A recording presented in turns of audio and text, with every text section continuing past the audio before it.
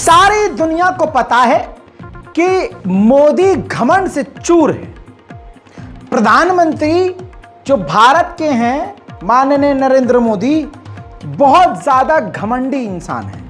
ये तमाम चीजें हैं, नफरत पर खामोश रहना, मुसलमानों के खिलाफ हिंसा पर खामोश रहना, समझ दिल्ली दंगों पर खामोश रहना, हिंदू मुसलमान दंगे हों उस पर खामोश रहना, अमा मणिपुर के पूरी तरह से जल कर तबाह हो जाने पर भी खामोश रह जाना। ये क्वालिटी सिर्फ हमारे प्रधानमंत्री माननीय नरेंद्र मोदी जी की है। कमाल की बात यह है, अब यह भी साबित हो गया है कि जो तथाकथित जो हिंदू संगठन है, इनका भी काम सिर्फ और सिर्फ मोदी को सपोर्ट करना है। भीड़ को धर्म के नाम पर इकट्ठा करना और उनको डायरेक्ट और इनडायरेक्टली मोदी के समर्थन में खड़ा करना और उनका वोट हासिल करना। आरएसएस से इन तमाम संगठनों की जड़ें घुसी हुई हैं, जुड़ी हुई हैं और ये काम सब आरएसएस करवा रही है। हालांकि आरएसएस इस बात को अब मान चुकी है 2024 के लिए मोदी जी का अब जलवा काम नहीं करेगा। ये अंदर अंदर बात चल रही है। तानाशाही की तमाम इंतहा पार हो चुकी है। खुद भाजपा के कई नेताओं के साथ ये बात हो चुकी है कि मोदी उनकी सुनते ही नहीं है। एक अकेला अपनी सरकार पे भारी पड़ रहा है। हकीकत ये है, अपने ही लोगों पर भारी पड़ रहा है। तो आज मोदी सरकार के ही अंदाज में मुंहतोड़ जवाब मिल चुका है। सलाम, नमस्ते, सत श्री अकाल। मैं हूं रजा और आप देख रहे हैं रजाग्राफी का नेशनल प्राइम टाइम रिपोर्ट, जिसके अंदर देश के आंतरिक तमाम मामलों पर आपको जानकारी दी जाती है। देश के किसी गांव से लेकर बड़े शहर में क्या क्या गलत काम हो रहा है बताया जाता है। तमाम ऐसी खबरें आपको बताई जाती हैं जो खबर असल में होती हैं, लेकिन गोदी मीडिया इसको नहीं दिखाता। आगे बढ़ने से पहले ये रजाग्राफी का अब फाइनल ऑफिशियली नया अकाउंट है इंस्टाग्राम पर, रजाग्राफी_ऑफिशियल। ये अकाउंट ही ऑफिशियल है। बहुत सारे इंस्टाग्राम पर फर्जी अकाउंट हैं, फेसबुक पर भी बहुत सारे फर्जी अकाउंट हैं। आपको इन सब चीज़ों से बच के रहना होगा। याद रखिएगा, जिस पेज को मैं दिखा रहा हूं आपको, ये पेज ही सबसे इंपॉर्टेंट है, ओरिजिनल है। जो बात यहां नहीं बोलता मैं इंस्टाग्राम पर भी बोलता हूं, लाइव भी आता हूं और आप मुझसे यहां बात भी कर सकते हैं।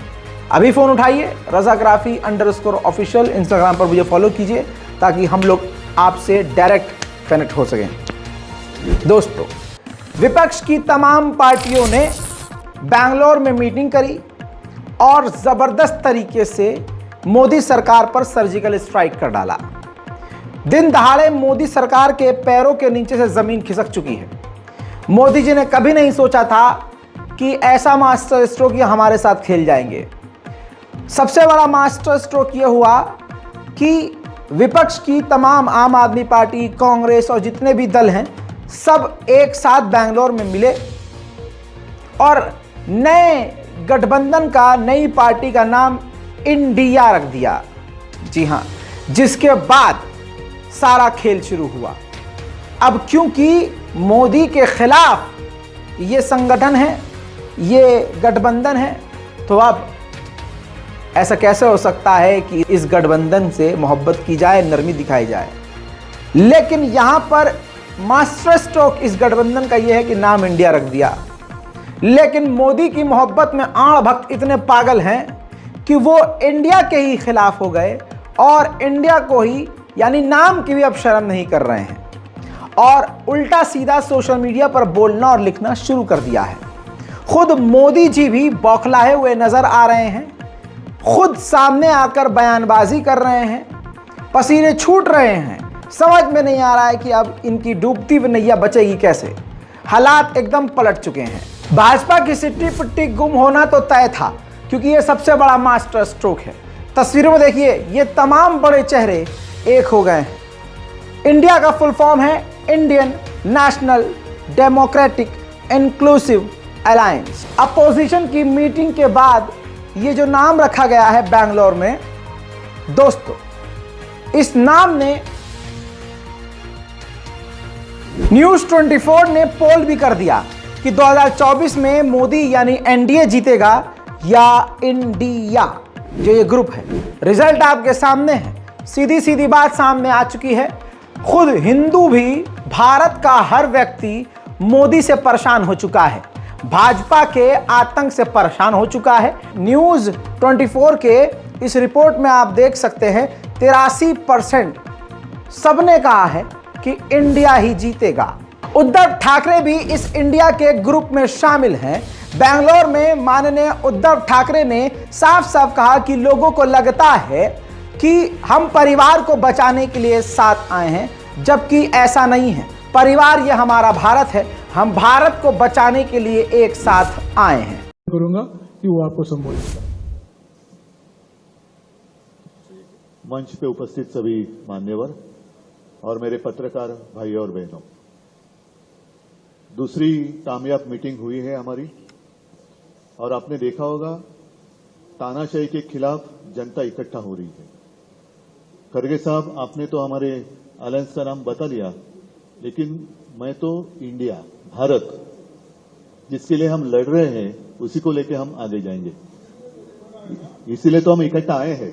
और आप देखते होंगे, पहले सवाल कई लोगों ने मुझे पूछा कि अलग अलग विचारधारा के लोग हैं, राजनीति में विचारधारा तो अलग होनी चाहिए, इसी को तो प्रजातंत्र मानते हैं।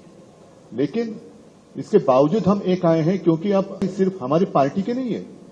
कुछ लोगों को ऐसे लग रहा है कि परिवार के लिए लड़ाई लड़ रहे हैं। हाँ, देश हमारा परिवार है और इस परिवार के लिए हम लड़ रहे हैं। देश ही हमारा परिवार है, तो इस परिवार को हमें बचाना है। और लड़ाई हमारी एक पार्टी के खिलाफ या एक व्यक्ति के खिलाफ नहीं है, लड़ाई हमारी नीति के खिलाफ है, तानाशाही के खिलाफ है। उधर संजय रावत ने भी मुंहतोड़ जवाब दिया और कहा कि अब एनडीए को इंडिया के खिलाफ लड़ना होगा। उसका नामकरण हुआ है इंडिया, अब उनको इंडिया से, भारत से लड़ना होगा। ये जो ताकतें हैं तानाशाही वाली, उनको भारत से लड़ना होगा। सर, क्रिस सोमैया का जो वायरल होता है सध्या, क्रिस सोमैया का वीडियो वायरल है, मालूम नहीं सर। मैं बाहर था, मैं अब तक कुछ देखा नहीं है, आप कल देख लूंगा। मालूम जैसी करनी वैसी भरनी होती है, हमें मालूम है। तमाम भारतीय जनता पार्टी के लोग इंडिया के नाम से ही बौखला गए, इतना बौखला गए कि सर के बाल नोचने लगे हैं। हेमंत बिस्वा को कौन नहीं जानता, इनका मुंह जब भी खुलता है उल्टी और गलत बात बोलते हैं और या फिर इस्लामोफोबिक बात बोलते हैं। इन्होंने जो अब बात कही है, कितनी बेहूदगी से बात कही है आप देखिए।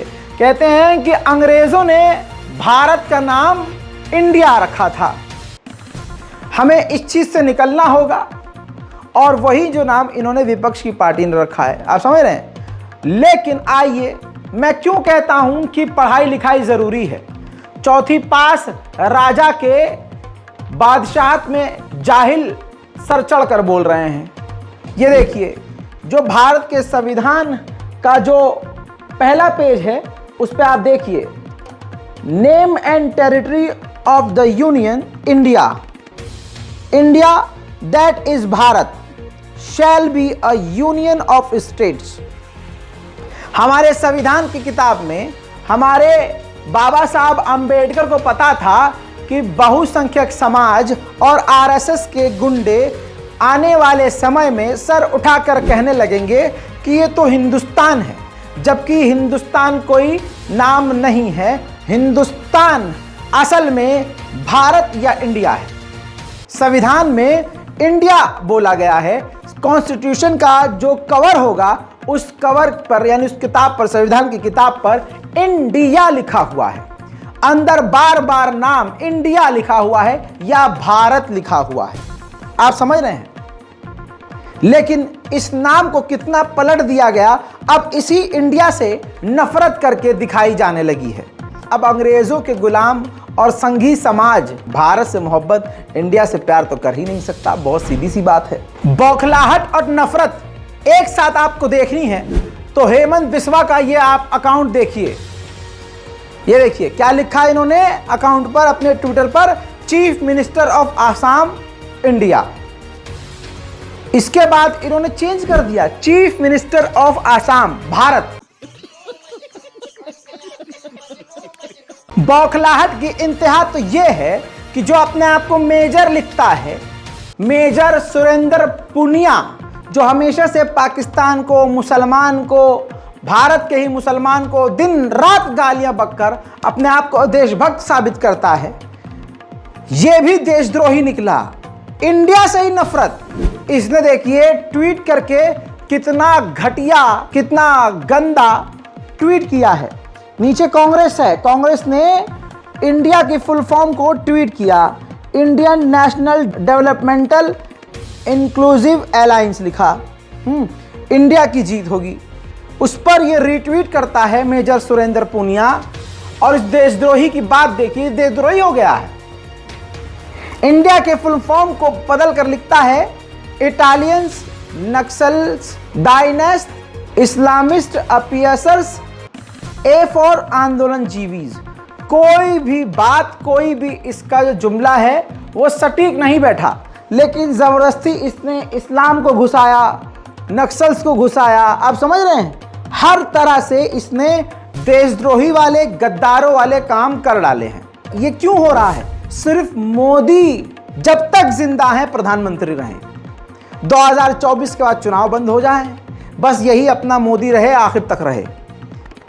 सिर्फ ये इसलिए अब इंडिया के नाम से भी नफरत कर रहे हैं और इंडिया की फुल फॉर्म तक को बदलकर आतंकित कर रहे हैं और अपने आप को ये मेजर लिखता है। अजीब बात यह है कि अब सुअरों का झुंड कह रहा है कि इंडिया नाम तो अंग्रेजों ने दिया था, जबकि मोदी तो खुद इंडिया के नाम पर वोट मांगते थे और मांगा था। मैं यही उम्मीद करूंगा कि आप सब इंडिया को ही वोट देंगे और आप कम से कम मोदी की बात जरूर सुनेंगे। देखिए, और हम कहना चाहते हैं, vote for India, vote for India. भाइयों बहनों, मैं बोलता हूं, आप पीछे बोलना वोट फॉर इंडिया, बोलेंगे? आपको बोलना है वोट फॉर इंडिया, बोलेंगे? वंशवाद से मुक्ति के लिए जरा पूरी ताकत से बोलिए, वंशवाद से मुक्ति के लिए वोट फॉर इंडिया, भाई भतीजेवाद से मुक्ति के लिए वोट फॉर इंडिया, भ्रष्टाचार से मुक्ति के लिए वोट फॉर इंडिया, महंगाई से मुक्ति के लिए वोट फॉर इंडिया, कुशासन से मुक्ति के लिए वोट फॉर इंडिया, भारत की एकता के लिए वोट फॉर इंडिया, एक भारत श्रेष्ठ भारत के लिए वोट फॉर इंडिया, सुराज की राजनीति के लिए वोट फॉर इंडिया। सुशासन की। सुना आपने मोदी की बात है? तो वोट आपको किसको देना है? इंडिया को। क्यों?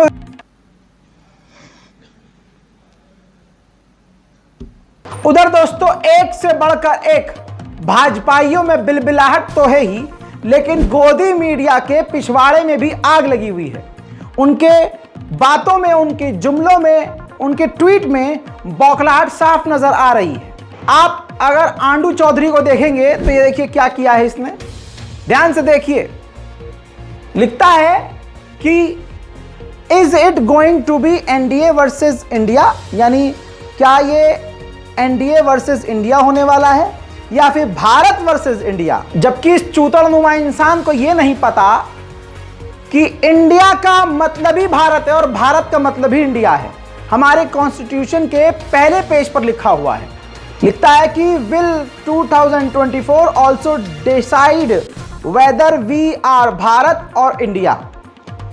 2024 डिसाइड करेगा कि हम भारत हैं या इंडिया हैं। जबकि ये देखिए पेज पर, कॉन्स्टिट्यूशन के पहले पेज पर लिखा हुआ है कि भारत ही इंडिया और इंडिया ही भारत है। हिंदी नाम भारत है और अंग्रेजी इंडिया है और इंडिया ही संविधान में नाम है। और आप ये देख सकते हैं, ये ट्वीट कर करके अब भारत जो इंडिया है अंग्रेजी नाम, उसके खिलाफ जहर उगल रहे हैं और ये उगलेंगे। ये नंगे हो चुके हैं, लेकिन आपको अब पूरे इंडिया को और भारतवासियों को समझना होगा कि कितना गंदा खेल है। अब तो 2024 में कमाल करके दिखाना ही पड़ेगा। सत्ता का जो नशा तानाशाह को है उसको उतारना ही होगा। कांग्रेस के प्रवक्ता अखिलेश पी सिंह ने गोदी मीडिया की बोलती बंद कर दी। बहुत तगड़ा जुमला दिया। उन्होंने कहा कि कल तक जो कहता था एक अकेला सब पे भारी, तो आज कैसे निकल गई अकड़ सारी। सुनिए। गलतफहमी होगी रोमाना जी कि जो आप कहते हैं कि मोदी को हराना क्या मुमकिन है। मोदी जी हार चुके हैं, क्या उन्हें जीतना मुमकिन है कि नहीं, सवाल ये बनता है। और वो जीतना अब उन्हें मुमकिन नहीं है। अगर इन्हें आभास ये होता कि वो नहीं जीत रहे हैं तो कल तक जो बोलते थे एक अकेला सब पे भारी, आज क्यों निकल गई है कड़ी सारी? क्यों अलायंस ढूंढ रहे हैं? क्योंकि पता है कि उनके पांव के नीचे की जमीन खिसक चुकी है। सिर्फ लंबे लंबे वादे करना और ये बोलना कि बस हम सब कुछ हैं, अब उनके एनडीए की याद आ रही है 10 साल बीतने के बाद। बेचारे अंधभक्तों को भी यहां समझ में नहीं आ रहा है कि मुंह से हगे कि पिछवाड़े से हगे। बहुत बौखलाए हुए हैं। एक वो भारतीय जनता पार्टी का सदस्य है जिसके पिछवाड़े पर लात मारकर भारतीय जनता पार्टी ने दुरदुरा दिया था। देखिए क्या लिखता है। लिखता है, एक अंग्रेज ने अंग्रेजों के द्वारा दिया गया नाम इंडिया चुना है अपने अलायंस के लिए। अब बारी है देशभक्तों की, तो इसका उत्तर भारत देगा। आइए इस आण भक्त की कुछ और चीजें दिखाते हैं जिसमें पता चलेगा कि ये कितना दोगला है। ये देखिए, अरुण यादव, फिट इंडिया तो हिट इंडिया, मेंशन किया इसने किरण रिजिजू को। क्या हुआ, यहां इंडिया क्यों लिखा तूने भाई? ये देखिए, अगले पोस्ट में अपने अब्बा को प्रमोट करता हुआ लिखता है, हमें मोदी सरकार के सदस्यों को जरूर शामिल करना चाहिए क्योंकि इन इंडिया के माध्यम से युवाओं को प्रेरित किया गया है। हैशटैग जरा ध्यान से देखिए, नमो फॉर न्यू इंडिया। और इधर मोदी जी का जो पोस्टर इसने शेयर किया है उसमें भी लिखा है मेक इन इंडिया। अगले पर आ जाइए। ब्रेकिंग न्यूज, फ्लॉप हुई पठान इस वक्त ट्विटर पर इंडिया में ट्रेंड में आ गया है। आप समझ रहे हैं, यहां भी इंडिया, हर जगह इंडिया इंडिया चल रहा है। लेकिन जब आज विपक्ष की पार्टियों ने अपनी पार्टी, अपने संगठन का नाम इंडिया रखा तो इंडिया के नाम से ही इनको नफरत हो गई। कमाल यह है कि मोदी जी के बहुत सारे प्रोजेक्ट्स हैं जिसमें इंडिया इंडिया नाम आ रखा है। तो कहां कहां से इंडिया मिटाओगे? तुम्हारी औकात नहीं है कि इंडिया का नाम मिटा सको। तुम देश के सबसे बड़े गद्दार हो, तुम्हारे खून में गद्दारी है। तुम्हारा बाप भी गद्दार था, तुम्हारा दादा भी गद्दार था। तुम उस नस्ल से हो जो अंग्रेजों की गुलामी करता था, अंग्रेजों के जूते पॉलिश करता था, अंग्रेजों के बच्चों की टट्टियां साफ करता था। तुम वो हो। समझ में आई बात? इसी वजह से तुम्हें आज इंडिया से नफरत है। और भारत के संविधान की किताब में सीधा सीधा इंडियन कॉन्स्टिट्यूशन लिखा हुआ है, India is Bharat, Bharat is India लिखा हुआ है। तुम उसको भी नहीं जानते। तुम जब देश के संविधान को नहीं जानते तो देश को क्या कद्दू जानोगे? उधर पहली बार बौखलाहट प्रधानमंत्री माननीय नरेंद्र मोदी के चेहरे पर नजर आई। बेंगलुरु में जिस प्रकार से विपक्ष की पार्टियों ने मोदी सरकार के खिलाफ गठबंधन किया, मोदी जी के चेहरे पर हवाइयां उड़ती हुई नजर आ रही हैं। मोदी जी की आंखों में डर नजर आ रहा है और जुमले पर जुमला मारने की कोशिश कर रहे हैं। उनके जुमलों में बौखलाहट और खौफ नजर आ रहा है। देश का प्रधानमंत्री, सुनिए। साथियों, इस बैठक की एक और खास बात है। अगर कोई करोड़ों के घोटाले में जमानत पर है तो उसे बहुत सम्मान की नजर से देखा जाता है।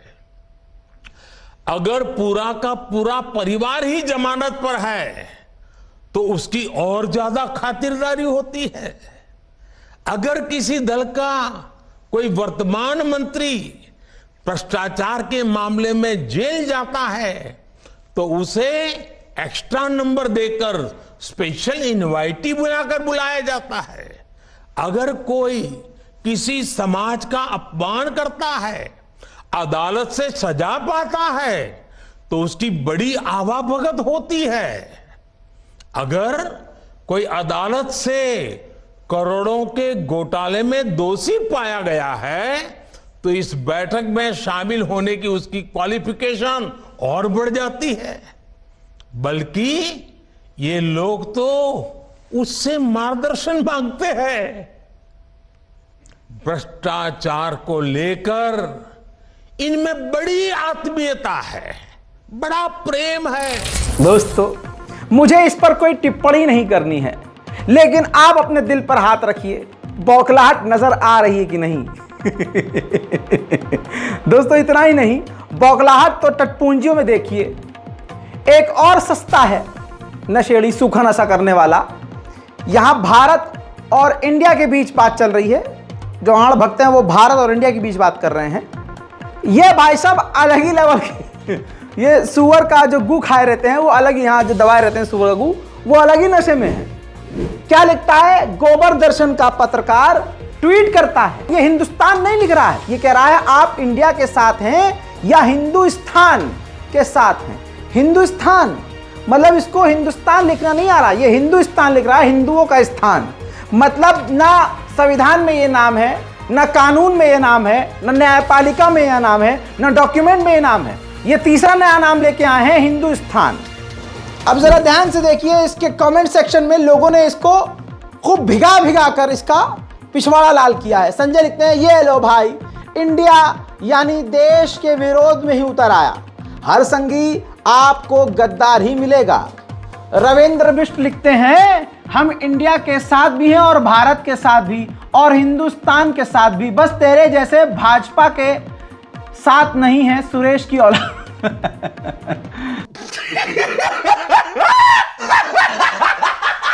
आइए दोस्तों, इसका भी गोबर वाला दोगला चेहरा दिखाता हूं। ये ट्वीट देखिए, इन्होंने गलत जगह हाथ डाल दिया है दोस्तों। इंडिया के खिलाफ कम से कम इनको जहर नहीं उगलना था। लिखता है, इसलिए फिट रहेगा India, Sunday motivation, fit India movement. तो अब यहां पर अपने अब्बा के दिए हुए नाम इंडिया का क्यों इस्तेमाल कर रहा था ये संगी जानवर? जितने भी संगी हैं इस वक्त सब सोशल मीडिया पर इंडिया, जो ये नाम है इंडिया, इसके खिलाफ बोल रहे हैं, क्योंकि इसका नाम विपक्ष की पार्टी ने एक्सेप्ट कर लिया है, रख लिया है कि हम अपना INDIA रखेंगे, इंडिया रखेंगे। बस अब आप ये समझ लीजिए कि विपक्ष की पार्टी अगर अपनी पार्टी का नाम किसी भगवान और देवता पर रख लेते, कसम खा के कहता हूं, ये उस पवित्र नाम के खिलाफ भी उतर जाते हैं, ये उसके नाम को भी खराब करते। ये इतने बेगैरत और जलील और मवाली लोग हैं। खुद राहुल गांधी से पूछा गया कि आपने विपक्ष की ये टीम बनाई है, इसका नाम इंडिया क्यों रखा गया? तो खुद राहुल गांधी जो बता रहे हैं सुनिए। आप भले ही सुनना ना चाहें, लेकिन इस व्यक्ति को, जिसके पास कोई पद नहीं है, इसको दुनिया सुन रही है। मेरी दूसरी बैठक है और बहुत प्रोडक्टिव काम हुआ आज, बहुत स्मूथली काम हुआ। लड़ाई बीजेपी की विचारधारा, उनकी सोच के खिलाफ है। वो देश पर आक्रमण कर रहे हैं, बेरोजगारी फैल रही है, देश का पूरा धन चुने हुए लोगों के हाथ में जा रहा है। और इसलिए जब हम डिस्कशन कर रहे थे, हमने अपने आप से सवाल पूछा, लड़ाई किसके बीच में है? ये लड़ाई ऑपोजिशन और बीजेपी के बीच में लड़ाई नहीं है। देश की आवाज को दबाया और कुचला जा रहा है। ये देश की आवाज के लिए लड़ाई है और इसीलिए यह नाम चुना गया, Indian national developmental inclusive alliance, मतलब इंडिया। लड़ाई एनडीए और इंडिया के बीच में है, नरेंद्र मोदी जी और इंडिया के बीच में है, उनकी विचारधारा और इंडिया के बीच में है। आप जानते हो, जब भी कोई हिंदुस्तान के सामने खड़ा होता है, इंडिया के सामने खड़ा होता है, तो जीत किसकी होती है, कहने की जरूरत भी नहीं है।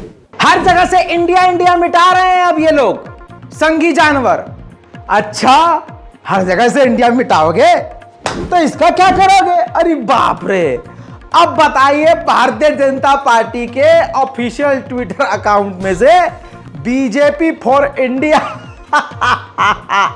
इसको भी हटाओगे क्या भाई? अरे यार, जिंदगी झंड हो गई भाई तुम्हारी तो। दूसरी तरफ इसका अलग ही दुख है। इनका ये कहना है, अरे भाई मेरे तो चैनल का नाम ही इंडिया टीवी है।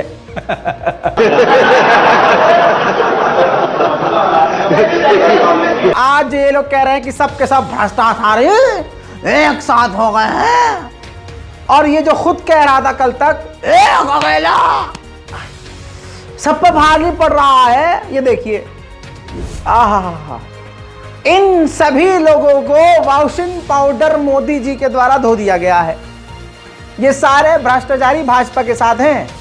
पेमा खांडू 2000 करोड़ का घोटाला, जय पांडा PMLA और फेमा घोटाला, अजीत पवार सिंचाई घोटाला, हसन मुशर्रफ 100 करोड़ का घोटाला, मुकुल रॉय शारदा घोटाला, शिवराज सिंह चौहान व्यापम घोटाला, शुभेंदु अधिकारी शारदा घोटाला, BS येदियुरप्पा माइनिंग घोटाला, छगन भुजबल महाराष्ट्र सदन घोटाला, हेमंत विश्व शर्मा वाटर घोटाला, नारायण राणे लैंड घोटाला।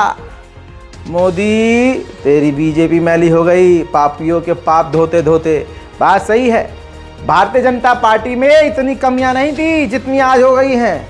सारे पापी इकट्ठा हो रखे हैं, अब लाछन लगा रहे हैं मोदी जी उन।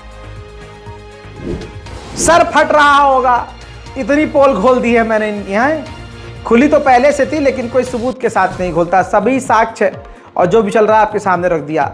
चलिए थोड़ा सा आपका माइंड डाइवर्ट करते हैं। सीमा हैदर को आप सुनना चाहेंगे, मुझे पता है बहुत देर में ललक होगी उसको देखने की।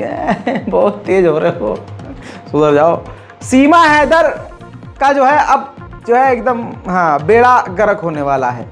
सीमा हैदर को STF ने अपने सेफ हाउस के अंदर रखा है। सीमा हैदर को उनकी बड़ी एक औलाद के साथ उनका जो पति है और पति का जो बाप है ससुरा, उसके समेत STF ने सेफ हाउस में रखा है। नोएडा के घर पर सिक्योरिटी लगा दी है जो नज़र रख रही है हर गतिविधि पर। हालात बहुत ही ख़राब हैं, अब जिंदगी झंडबा और फिर भी घमंड वाला हाल है। शुरुआत में इनको खूब मज़ा आया, लेकिन अब इनको दिन में तारे नज़र आ रहे हैं।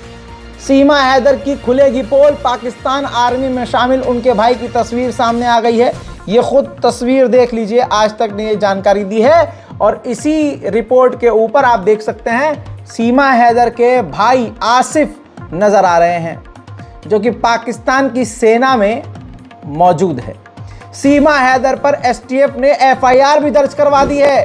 अब खुलेगा ISI की जासूस और मिशन का सच, और मिशन सचिन का सच। जी हाँ, कथित रूप से प्यार के लिए अवैध तरीके से पाकिस्तान से भारत जो सीमा हैदर आई है, उनसे घंटों पूछताछ की है।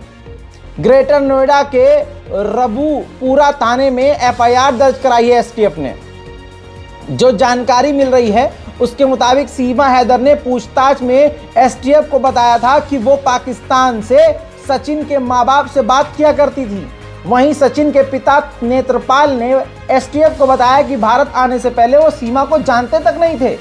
बयानों में काफ़ी फेरबदल है और बयान मैच नहीं कर रहे हैं। STF ने सीमा के खिलाफ मुकदमा दर्ज करवा दिया है। इतना ही नहीं, दिल्ली में भी इसका सीमा का कनेक्शन है। अब आपको बता दूं कि ये सीमा कितनी चालाक है, और सीमा जैसी लड़कियों से बच के रहना चाहिए। कैसे? सीमा सचिन से ही नहीं, सीमा सचिन से पहले खासकर दिल्ली NCR में कई लोगों को फ्रेंड रिक्वेस्ट भेज चुकी थी। कई बार बहुत लोगों से बात करने की कोशिश कर चुकी थी। जानकारी जो अभी हमें मिल रही है उसके मुताबिक भारतीय सेना के जवानों को भी इसने रिक्वेस्ट किया है, रिक्वेस्ट भेजी थी और फंसा आखिर में कोई बेवकूफ। भाई देखिए सचिन फंसा है, अब ये पैसे के लिए फंसा या किसी और चीज के लिए फंसा, लेकिन कांड तो इसने गलत किया भारत के खिलाफ। और आप ये देख रहे हैं कि देश के सबसे बड़े गद्दारों ने क्या किया है, सीमा की खबर जहां जहां चली उसके नीचे लिखा है जय श्री राम जय श्री राम जय श्री राम जय श्री राम जय श्री राम जय श्री राम। सोचिए, एक गद्दार के समर्थन में भगवान के नारे लगाए जा रहे हैं, पवित्र नारे लगाए जा रहे हैं, एक नारे को किस तरह से अपमानित किया जा रहा है। सीमा हैदर की मुश्किलें बढ़ती जा रही हैं और सचिन इसमें बराबर का भागीदारी है। अब आईबी ने बॉर्डर पुलिस और बॉर्डर फोर्स से रिपोर्ट मांगी है कि आखिरकार ये बॉर्डर पार करके इलीगल तरीके से आ कैसी गई। सवाल ये होता है कि जांच के बाद क्या किया जाएगा, सीमा को वापस पाकिस्तान भेजा जाएगा या जेल में डाला जाएगा, ये अपने में एक अहम सवाल है। लेकिन यहाँ पर आण भक्तों की बहुत ज़्यादा धुलाई हो गई है, समझ में नहीं आ रहा है, अभी तक तो नारे लगाए थे, अब क्या करना है। बहरहाल मामला बहुत ज़्यादा तूल पकड़ चुका है। अब इस रिपोर्ट में देखिए भारत का कितना ज़बरदस्त तरीके से बढ़ रहा है। G20 की एक मीटिंग के अंदर भारत पर सवाल किए गए हैं कि भारत लगातार कभी भी मुंह उठा के कहीं भी अपने क्षेत्र में इंटरनेट बंद कर देता है, शटडाउन कर देता है। G20 के देशों में बैठक में ये चर्चा हो रही है। मैं ज़्यादा डिटेल में नहीं जाऊंगा, बस ये टाइटल से ही समझिए कि कितना ज़्यादा मोदी जी का पूरी दुनिया में बज रहा है। भैया ज़माना बड़ा ख़राब है, आदमी शादी ब्याह पे क्या ही भरोसा करे। अब इस महिला को देखिए, एक नहीं, दो नहीं, तीन नहीं, चार नहीं, पांच नहीं, बल्कि कहा जा रहा है कि 1 दर्जन से भी ज़्यादा इस महिला ने शादी की और पतियों को धोखा देकर फरार होती रही। पुलिस ने 30 साल की शाहीन अख्तर को गिरफ्तार कर लिया है जम्मू कश्मीर से। अब बताइए आदमी करे तो करे क्या, या आदमियों का दुख काय खत्म नहीं होता रे। जम्मू एंड कश्मीर का मामला आया है तो मुझे एक मामला याद आया है, जो मामला आपको बताना बेहद ज़रूरी है, बहुत ज़्यादा ज़रूरी है। आप जानते हैं कि अगर अभी क्या हुआ, तो कुछ दिन पहले उत्तराखंड से लेकर हर जगह क्या हुआ था, मुसलमानों को मारकर भगा देने की बात कही थी। 40 से 50 दुकानें लूट ली गई थी, दुकानदार रातों रात मुसलमान वहां से भाग गए थे। किस बिना पर कि एक नाबालिग हिंदू लड़की को एक हिंदू ही समाज का लड़का भाग ले गया था, लेकिन उसके साथ कोई मुसलमान दोस्त मौजूद था लड़के का। भागी वो मुसलमान के साथ नहीं थी, भागी वो हिंदू लड़के के साथ थी, लेकिन हिंदू लड़के के साथ एक मुसलमान उसका दोस्त था। तो एफआईआर में मुसलमान लड़के को रखा गया और बता दिया लव जिहाद। इसका पूरा भांडा खुल गया, पूरी तरह से भाजपाई नंगे हो गया, संघी नंगे हो गया, हिंदू संगठन का पूरा गंदा खेल खुल गया। लखनऊ में मैंने आपको कल दिखाया था कि बिल्कुल सामूहिक तरीके से 8 जोड़ों का धर्म परिवर्तन करवाया गया, इनको हिंदू बना दिया गया और शादी करवाई गई। ये सब मैं दिखा चुका हूं।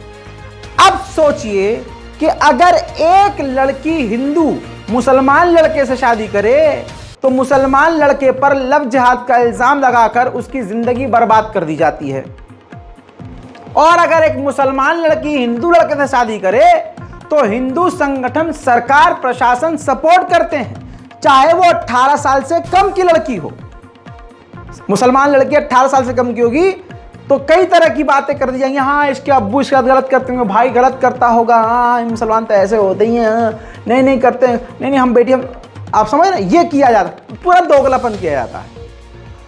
अब आसाम की एक लड़की जिसका नाम निर्मला नाथ, 18 साल से वो ऊपर उसकी उम्र, उस लड़की ने अपनी मन मर्जी से इस्लाम कबूल किया, अपनी मर्जी से, सबूत भी दूंगा आपको, और 18 साल की वो हो गई थी। तो संविधान के मुताबिक उसने एक मुसलमान लड़के, जम्मू कश्मीर के एक मुसलमान लड़के से शादी कर ली और जम्मू कश्मीर चली गई। कोर्ट मैरिज हुई, निकाह हुआ, संवैधानिक तौर पर हुआ, संविधान के अंतर्गत हुआ। लड़की के पिता के ऊपर प्रेशर डलवाकर या कुछ भी करके आसाम से एफआईआर करवाई गई। एफआईआर आपके सामने है। इस एफआईआर के तहत अब आसाम की पुलिस जम्मू कश्मीर पहुंचती है, उसके बाद घर पर धावा बोलती है, उन कपल को परेशान करती है, जो कानूनी तौर से साथ थे। हाईकोर्ट से उन्होंने प्रोटेक्शन भी ली और तमाम सबूत भी दिए कि भाई हम शादीशुदा हैं और मैंने अपनी मर्जी से इस्लाम कबूल किया है, यहाँ कोई लव जिहाद का मामला नहीं है। लेकिन आसाम की पुलिस, जम्मू कश्मीर की पुलिस उस मुस्लिम कपल को लगातार परेशान कर रही है। अब वीडियो तो काफी लंबा है जो उन्होंने मुझे भेजा है, लेकिन कुछ अंश मैं आपको वो सुनाऊंगा जिसमें यह साबित हो रहा है कि लड़की अपनी मन मर्जी से इस्लाम कबूल कर चुकी है और वो पुलिस से प्रताड़ित है। पुलिस को सपोर्ट करना चाहिए, इन कपल को बचाना चाहिए, तो उल्टा उनको परेशान कर रही है। जम्मू कश्मीर की पुलिस और आसाम की पुलिस पूरी तरह से इनको मानसिक तौर से प्रताड़ित कर रही है। कानून के मुताबिक वो लड़की इस्लाम अपना चुकी है और वो उस लड़के की मुस्लिम व्यक्ति की पत्नी है, धर्म पत्नी है। अब उनका बयान सुनिए जिसमें वो कह रही हैं कि हमने खुद अपनी मर्जी से इस्लाम कबूल किया है और मैंने अपनी मर्जी से शादी की है। सुनिए कुछ अंश। अस्सलाम वालेकुम वरहमतुल्लाहि वबरकातुहू। मेरा नाम है रिता इस्लाम और मेरा पहला नाम था निर्माली नाथ। मैं असम से हूँ। मैंने 2 साल पहले ही अपनी मर्ज़ी से इस्लाम कबूल किया था, दीन इस्लाम को कबूल किया था। फिर 2 महीने पहले मैंने एक मुसलमान लड़के से शादी की अपनी मर्ज़ी से। मैं बालिग हूँ, मैं 18 साल की हूँ, मेरे पास सारे इसके प्रूफ भी है, एज प्रूफ। हमारे पास निकाह और कोर्ट मैरिज के डॉक्यूमेंट्स सारे मौजूद हैं। उसके बाद फिर भी पुलिस हमारे पीछे पड़ी है, हमें टॉर्चर कर रहे थे, अभी भी हमें वो लोग चैन से नहीं रहने दे रहे थे। फिर इसीलिए हमने श्रीनगर हाई कोर्ट से हाई कोर्ट प्रोटेक्शन भी लिया। ऑर्डर में प्राइवेट रिस्पोंडेंस, ऑफिशियल रिस्पोंडेंस दोनों को ऐड किया गया और ऑर्डर में हमारे पास कोर्ट मैरिज है, कन्वर्जन डीड है, निकाह है, कोर्ट ऑर्डर है, सब कुछ है। ये रहा हमारा निकाह, उसके बाद आता है ये हमारा मैरिज एग्रीमेंट। फिर मैंने जो कबूल किया था, मैंने कन्वर्जन की थी, वो है ये कन्वर्जन डीड। फिर उसके बाद ये रहा हाई कोर्ट प्रोटेक्शन। इस सब के बावजूद भी वो लोग हमारे पीछे पड़े। इस कोर्ट को, हाई कोर्ट प्रोटेक्शन को भी वो लोग नहीं मानते हैं। अब तुम ही बताओ कि हम ऐसा क्या करें जिससे तुम लोग हमारा पीछा ही छोड़ दो। क्या करें ऐसा, अपनी जान, आखिरी ऑप्शन तो हमारा यही बचता है ना कि जान ही दे दे, फिर तुम लोगों के हाथ से बच जाएंगे हम। वरना अपने पास सारे कागज़ है, कोर्ट का प्रोटेक्शन ऑर्डर है, जज ने खुद प्रोटेक्शन ऑर्डर दिया है मुझे। तो क्या तुम लोग उस कानून को भी नहीं मानते? तो तुम लोग अभी उस जज को भी नहीं मानते हो, अपने दम पर सब कुछ करोगे। फिर ना तो तुम लोग संविधान को मान रहे हो, ना तो तुम लोग कानून को मान रहे हो, और ना तो तुम लोग जज के प्रोटेक्शन ऑर्डर को मान रहे हो। सब कुछ अपनी मर्जी से कर रहे हो, सिर्फ और सिर्फ इसीलिए क्योंकि एक हिंदू लड़की मुसलमान हुई है, अपनी मर्जी से हुई है। समझ में आया भाई साहब? ये देशवासियों को समझना होगा। आसाम पुलिस से और जम्मू एंड कश्मीर पुलिस से हाथ जोड़कर निवेदन है, किसी संगठन के दबाव में आकर आप संविधान को मत रौंदिए। महिला, वो लड़की खुद अपने मुंह से कह रही है कि मैंने अपनी मर्जी से इस्लाम कबूल किया और अपनी मर्जी से मैंने शादी की है। हाई कोर्ट का उसके पास नोटिस भी है, उसके पास मैरिज सर्टिफिकेट भी है, निकाहनामा भी है, सब कुछ है। तो आपको उनको प्रोटेक्शन देना है, न कि टेंशन। ये तो आसाम और जम्मू एंड कश्मीर पुलिस का हाल है। उत्तर प्रदेश पुलिस का तो भाई साहब एकदम पूछो मत क्या हाल है। ठोक दो ठोक दो ठोक दो ठोक दो वाला राज है। हाल भी उनका वही है। ट्विटर पर एक वीडियो ट्रेंड कर गया है जिसमें उत्तर प्रदेश पुलिस की पूरी गुंडागर्दी नजर आ रही है। और काफी दुख की बात है कि बाबा की पुलिस, योगी बाबा की पुलिस इस तरह के जुमलों का इस्तेमाल कर रही है आम लोगों के लिए। एक नौजवान बच्चे से भैंसा भैंसी में वो पुलिस कहता हुआ पाया जा रहा है कि यहीं ठोक दूंगा, 5 मिनट नहीं लगेंगे। तो दोस्तों आप सोचिए उत्तर प्रदेश पुलिस कितना फर्जी एनकाउंटर करती होगी। अपने में ही ये वीडियो एक अलग लेवल का सवाल खड़ा कर रही है और आपको सर खुजाने पे मजबूर कर देगी उत्तर प्रदेश पुलिस। आप 40 कॉल आज शुरू करें। जब आग लगी थी ना तो 40 कॉल इन्होंने कहा था कि मैंने 40 कॉल करे। भैया एक बात बताओ, उसका घर तोड़ दिया। वो बात सही है। तो आप पुलिस के पास जाऊंगा और किसके पास जाऊंगा? अपनी शिकायत रखने, अपनी शिकायत पुलिस के पास ही रखूंगा। ठोक दो भाई, एक मिनट लगने की, एक मिनट खबर है, एक मिनट लगने की, यही ठोक दूंगा अभी। ना मतलब बात कर रहे हैं। सुन लिया दोस्तों, ठोकने का खेल चल रहा है, बस यही राज चल रहा है। दूसरी तरफ दोस्तों, मोदी जी रोजगार तो दे नहीं सकते, ना अंधभक्तों को ना किसी और को। तो अब मोदी जी की जो टोली है वो जिनके पास खुद का कोई रोजगार है उस रोजगार को भी छीन रही है।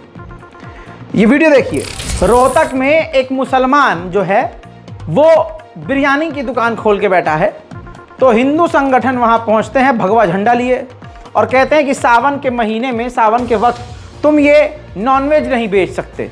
उसके साथ अभद्रता की जा रही है, बाकी मुझे बताना नहीं है, आप खुद देखिए।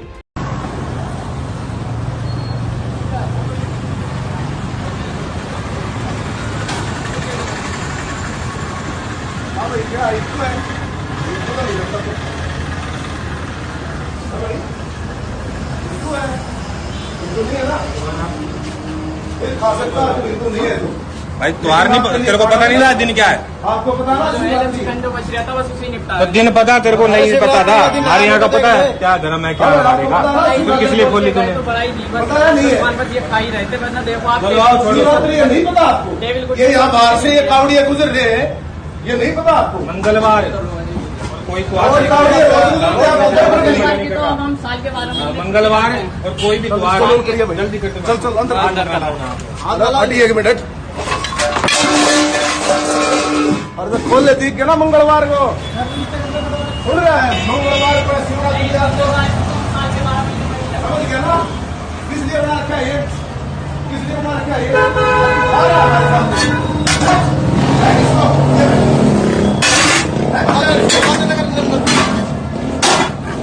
अंदर रख इसको,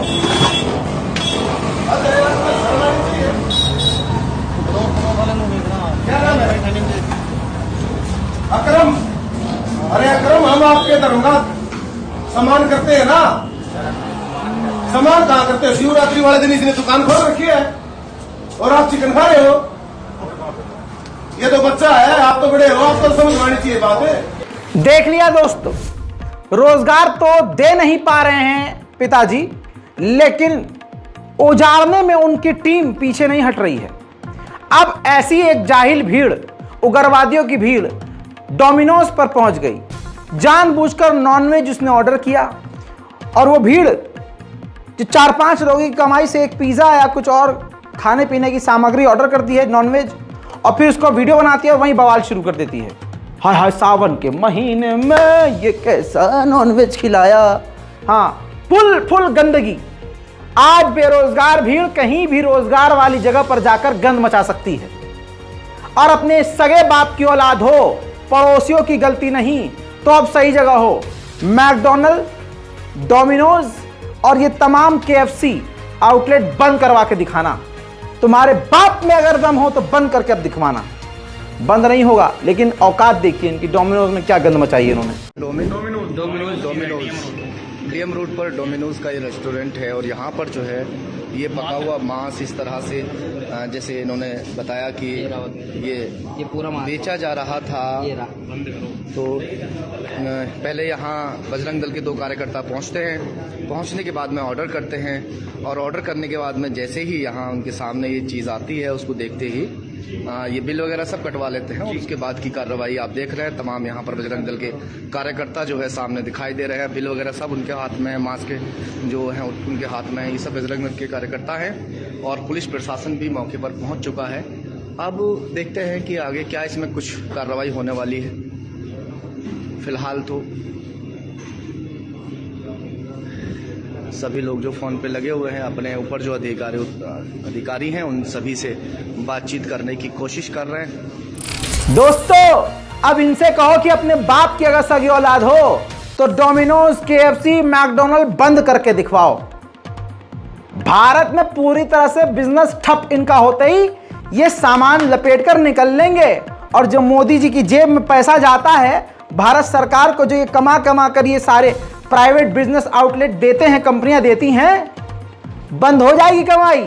लेकिन अभी इनको समझ में नहीं आएगी। इन्होंने ऐसे रास्ते पर चलना शुरू कर दिया है कि जो प्राइवेट कंपनियां हैं वो भारत में कदम रखने से पहले 1000 मरतबा सोचेंगे। खैर दोस्तों, नफरत का सैलाब है और एक छोटी सी कश्ती बनी है जिस कश्ती का नाम इंडिया रखा गया है। इस कश्ती में सवार भारतवासियों को होना पड़ेगा, उनको होना पड़ेगा जिनको इस नफरत के समंदर से उलझन हो रही है, वरना नफरत के मेढकों को वही कीचड़ पसंद आएगा। सवाल यह है कि आप उस कश्ती में सवार हैं या नहीं, देश को बचाना है या नहीं, नफरत से आप ऊब चुके हैं या नहीं। सवाल आपसे है, जो कि आप भारत हैं। मैं हूं रजा और आप देख रहे थे रजाग्राफी। जय हिंद।